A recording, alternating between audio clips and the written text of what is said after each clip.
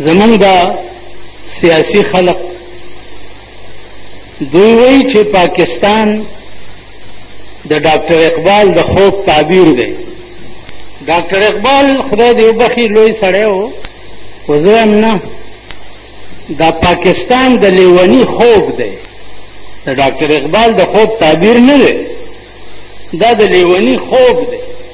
بزرگ وہی کہ زندگی خواب ہے دیوانے کا، زندگی خواب ہے دیوانے کا، نہ سمجھنے کا اور نہ سمجھانے کا. زندگی خواب ہے دیوانے کا، نہ سمجھنے کا اور نہ سمجھانے کا. دا ژوند لیونی خوب دی. لیونی چې خوب وګوري پاگل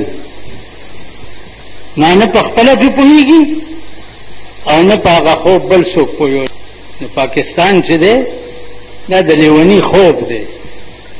نه پې په خپله پوهېږي نه چې مونږ څه کوو، مونږ ته په کار څه دي پوهېږي نه. ټول ملک باندې تاسو نظر وځغلوئ. الله پاک په ذهني قهر مبتلا کړي، که خواص دي، که عوام دي،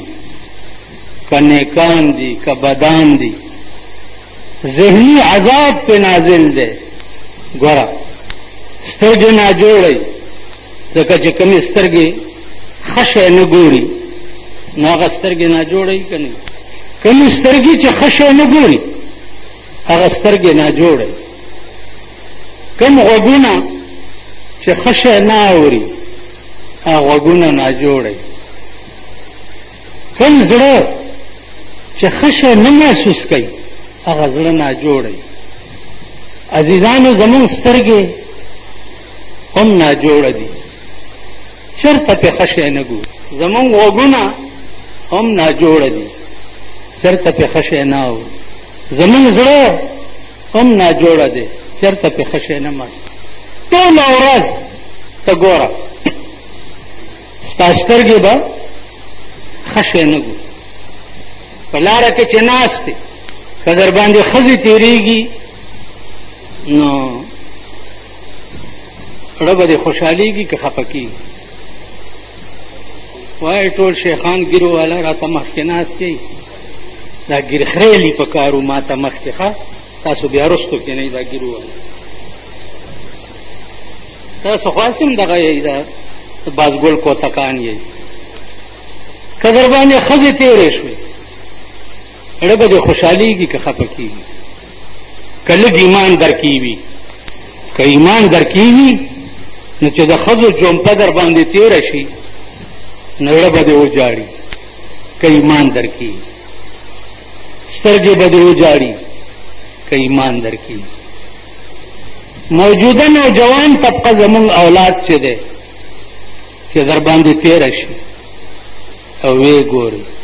سترګې به دې وجاړي. دا زمونږ د ملک نوجوانان بیا په ټانګو په سوزکیانو کې دغه بایسکوپونه پروردګار د صفحه هستی نه مټاو کا او خدای پاک په آسمانی قهر او تندر نازل کا. خدای هم هلاک کا چې هلاک شي. نو خلکو ته خو پته ده دا د ډمتوب مرکز که نه، نو بیا هم په ټانګو په سوزکو کې فوټوان ایښي دي او د ډمو فوټوان پې چاپ دي او ډولکي والا د سور بچی پکې دننه ناست دی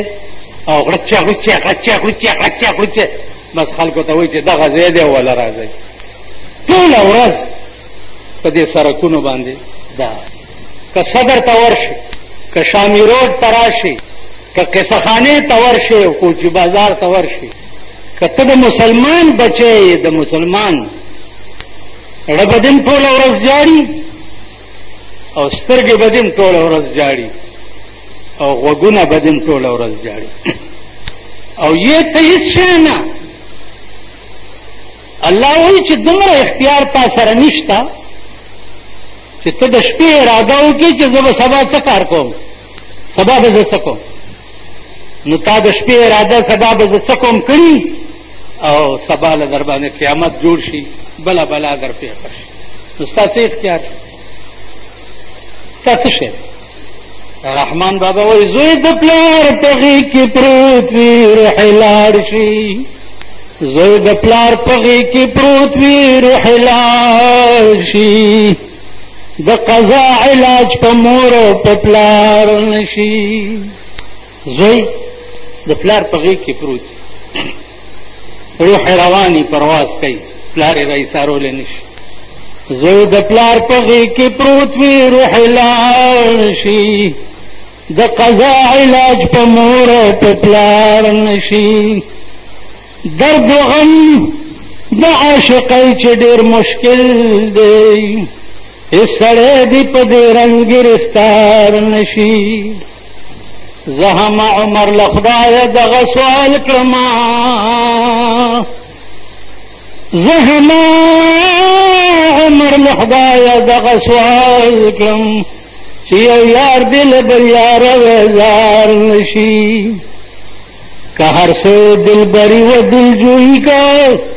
د رحمان په ترکو هېڅ اعتبار نشي ترکو ګوره اعلان کړی چې اسلام څه شی دی اسلام څه کړی چاته پته شته چې کړی و که نه و کړی ترکو ویلي اسلام څه شی دی یو ګړچ والا زلزلې ورکو 10,000 پکې مړه دي او 20,000 زخمیان دي نو دې ترکو د دې د مشرانو ځن طلاقو ته ویل پکار دي چې تاسو ویل چې اسلام څه شی دی نن هغه د اسلام مالک یو ګړچ سره درنه 50,000 کسان یوړه یو ګړچ سره عزیزانو ظاهر مثال ته ګورئ زمونږ یو مولانا صاحب عبید الله چترالی الله دې وبخي 10 کاله په چترال بندو د خدای دې شان ته ګوره چې ور غر برابروي 10 کاله په چترال بندو بیمار شو په دې ځای کې چې بیماری راووت ډاکټرانو ورته ویل یخ ځای کې 6 میاشتې آرام وکړه د چترال ته خپل ملک ته آرام کولو ته لاړو هلته د ځمکې څه تنازع وه هغې کې به دی هم راغلی دی م وویشتو وراره یې م ورسره وویشتو نن 10 بجې جنازه وه په چترال تاسو خیال ده اوس که ده ته دا پته وی چې زما هلته مرګ دی نو که ډاکټرانو ورته چې یخ ځای ته لاړ شه خو کالام ته به تلی وی ابتاباد ته به تلی وی بل یخ ځای ته به تلی که ده ته دا پته وی چې زه دلته مړ کېږم دا دویم آیات بیا دا دی چې وما تدري نفس بأي أرض تموت هیڅ نفس ته دا علم نشته چې زما مرګ به په کومه ځمکه باندې وي زه به کوم ځای کې مړ کېږم که تاسو ته دا پته ولګي چې ته به فلاني ځای کې مړ کېږي ځای ته به نږدې شي که ده ته دا پته وایي چې زه چترال کې مړ کېږم سره د وراره نږدې به نه وی تلی چترال 10 کاله په چترال بند د سره غخانیانو سره یې څه تنازع وه مذهبي خبرې وي 10 کاله بند او چې آزاد شو نو مرګ له آزاد شو نو وما تدري نفس بأي أرض تموت هیڅ نفس ته دا علم نشته چې زما مرګ به په کومه ځمکه باندې وي زه به کوم ځای کې مړ کېږم یو سړی وښایئ داسې که بادشاه وي که امیر وي که سردار وي که نواب وي که ارباب وي یو داسې وښایئ چې هغه ته دومره قدر پته وي چې زما به په دې ځای کې مړ کېږي اوس مونږ ته څه پته ده چې ما نه به روح اسپتال کې وځي ما نه به روح هارټ فیل کېږي ما نه به روح په ګولۍ لګم چاته دا پته شته نو چې هر کله تا ته دومره علم نشته چې زه به کوم ځای کې مړ کېږم نو بیا نیغ نیغ ګرځې ولې ته څه شی یو بنګړیواله ښځه ناسته وه په ټوکری کې بنګړي پراته وو نو یو سپی وله لته ورکړه ویل ترورې دا څه دي ویل بچیا که یو لته دې بله ورکړه نو هېڅ هم نشته ته د بنګړو بارې یو لتې سره هېڅ نشته سلیمان علیه السلام تقریر کولو په شام کې نو هغه تقریر ته اسرائیل علیه السلام هم راغی نو هغه مجلس کې یو سپین ږیری ناست و د اسرائیل علیه السلام ورته ډېر وران وران کته نو سلیمان علیہ السلام ته هغه بوډا وایي چې دا سړی څوک دی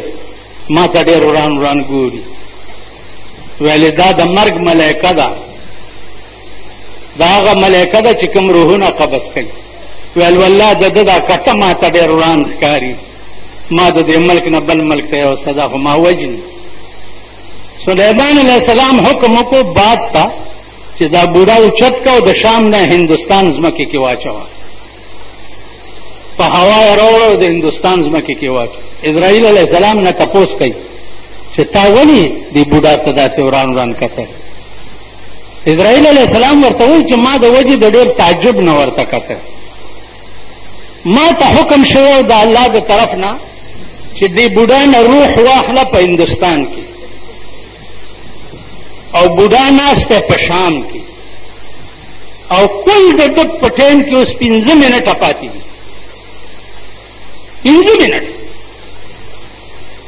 نو ما کې سوچ کولو چې یا الله ته به 15 منټه کې هندوستان ته څنګه رسي خو الله چې څه وایي هغه بالکل رښتیا وایي بس اسرائیل هم ورپسې رالړه شو د هندوستان په ځمکه یې بوډا نڅا قبض وما تدري نفس ماذا تکسب غدا وما تدري نفس بأي ارض تموت عزیزان ستاسو هیڅ اختیار نشته نه ستا په مال کې اختیار شته دا د خدای دی منټ کې به درنه والي نه د اولاد کې اختیار شته منټ کې به درنه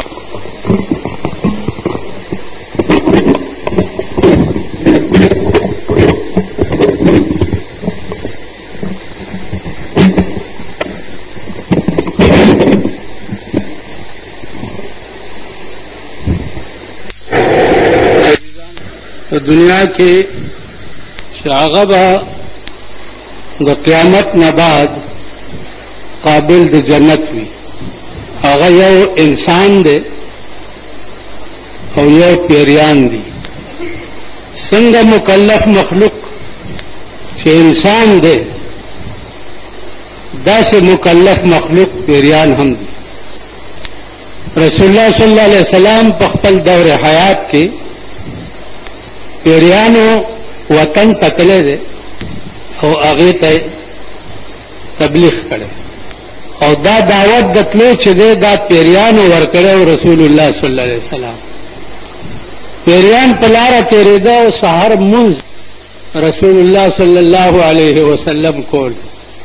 نو پیریان ورته ولاړ دي چې څه وخت کې قرت اورېدلی دی نو چې خپل وطن ته لاړه نو ټول قوم را جمع کو او ورته وی چې انا سمعنا قرانا عجبا يهدي الى الرشد موږ یو داسې قرآن واورېدو چې هغه سړي ته د سمې لارې هدایت کوي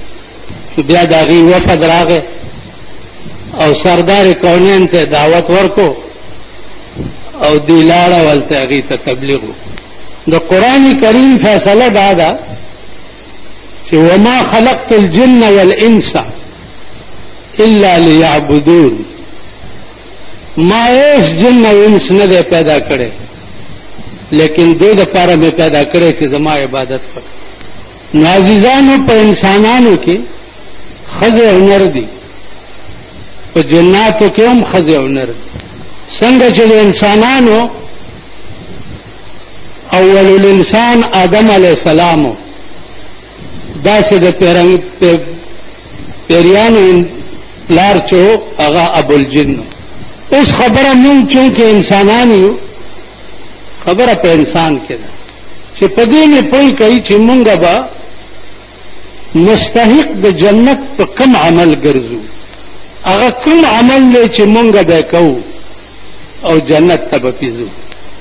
عزیزانو هغه صرف او صرف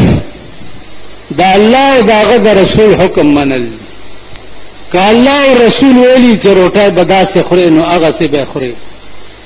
که هغه ویلي چې په لاره به داسې ځې نو داسې به ځې که هغه ویلي چې چا سره خبرې کوې نو څنګه به کوې قولوا للناس حسنا چا سره چې خبرې کوې نو ښې ښایسته خبرې وایي د فرعونیت خبرې به نه کوي نرمې او عاجزې خبرې به کوي که دې قرآن او دې حدیث ویلي چې مړی به څنګه کوئ هغسې به یې کوئ، ژوندی به څنګه کوئ هغسې به کوئ، چا سره به تعلق څنګه ساتئ هغسې به یې کوئ.